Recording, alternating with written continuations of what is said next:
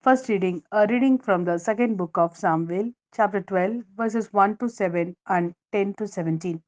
Yahweh sent the prophet Nathan to David. He came to him and said, in the same town were two men, one rich, the other poor. The rich man had flocks and herds in great abundance.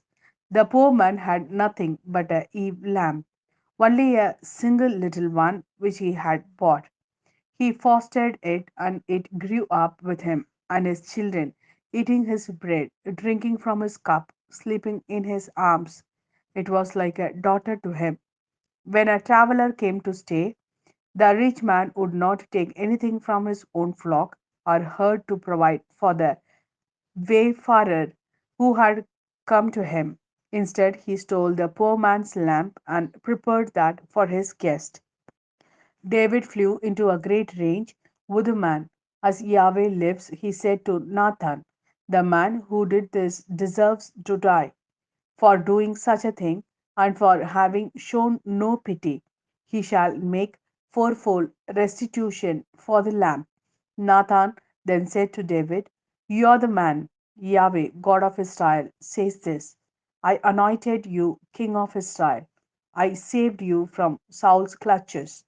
For this, your household will never be free of the sword, since you showed contempt for me and took the wife of Uriah the Hittite to make her your wife.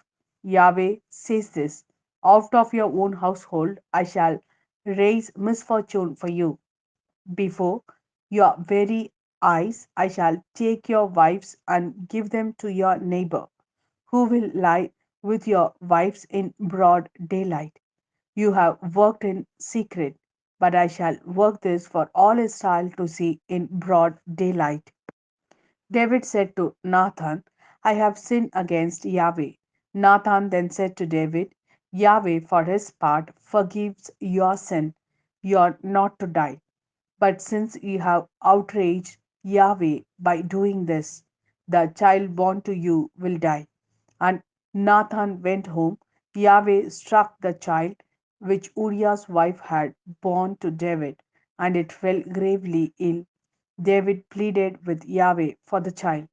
He kept a strict fast and went home and spent the night lying on the ground, covered with sacking. The officials of his household stood round him, intending to get him off the ground, but he refused, nor would he take food with them. This is the word of Lord. Thanks be to God. A reading from the Gospel according to Mark, chapter 4, verses 35 to 41. With the coming of evening that same day, he said to them, let us cross over to the other side. And leaving the crowd behind, they took him, just as he was, in the boat. And there were other boats with him. Then it began to blow a great gale, and the waves were breaking into the boat so that it was almost swamped. But he was in the stern, his head on the cushion, asleep. They woke him and said to him, Master, do you not care? We are lost. And he woke up and rebuked the wind and said to the sea, quiet now, be calm.